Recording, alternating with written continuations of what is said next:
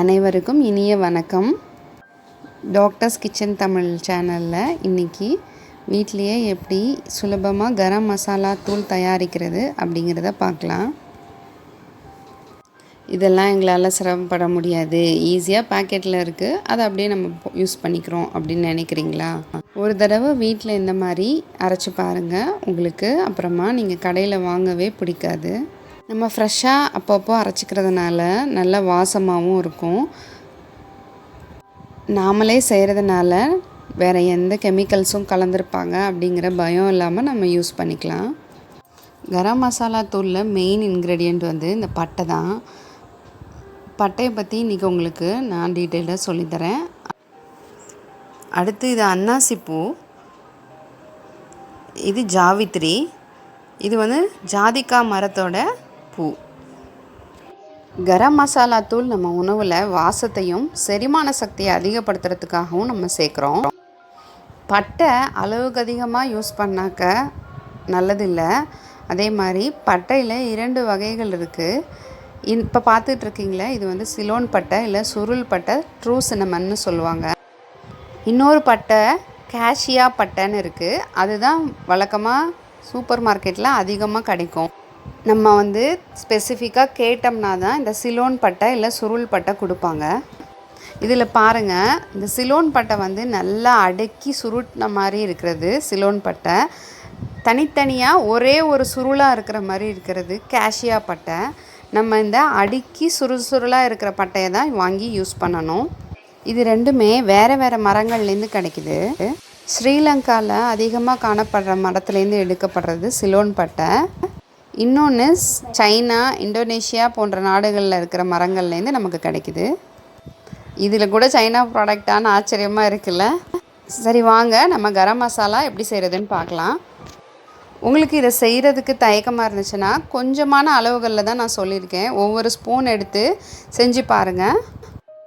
இந்த ஒவ்வொரு ஸ்பூன் அளவு போட்டு செய்கிறதே 80 கிராம் கரம் மசாலா பொடி டோட்டலாக எனக்கு கிடச்சிது.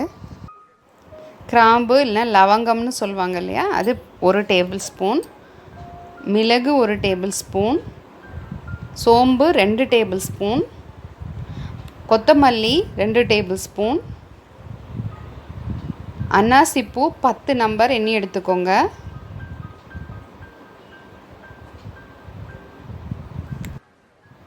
பட்டை 5 சுருள் எடுத்திருக்கேன், பிரியாணி இலை 2 பீஸ், 10 ஏலக்காய், ஜாவித்ரி 2 பீஸ், சீரகம் 1 டேபிள் ஸ்பூன். இது எல்லாமே நம்ம வீட்டில் இருக்கக்கூடிய பொருட்கள் தான்.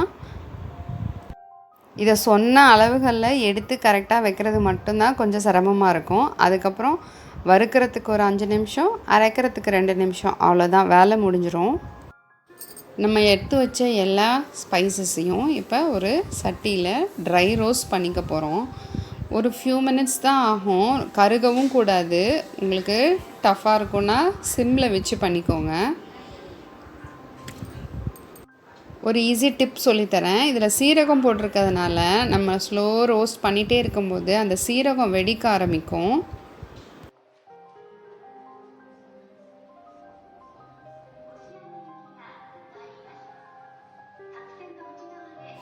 இந்த சுருள் பட்டையை உடச்சி சேர்த்துக்கோங்க, அப்போ இன்னும் ஈஸியாக இருக்கும். நான் வீடியோ கான்ஷியஸாக இருந்ததுனால உடைக்கிறதுக்கு மறந்துட்டேன், அதனால் இப்போ உடச்சிக்கிறேன்.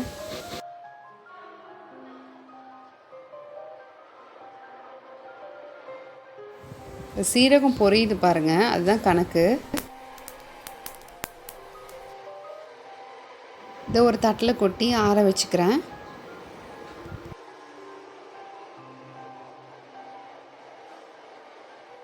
இந்த வறுக்கிற ப்ராசஸ் இந்த மசாலா பொருட்களில் இருக்கிற ஈரப்பதத்தை எடுக்கிறதுக்காக மட்டும்தான். அப்போ தான் நல்லா அரைப்படும். இப்போ மிக்சியில் அரைச்சி எடுத்துக்கிறேன். பவுடர் ரெடி ஆகிடுச்சு பாருங்கள்.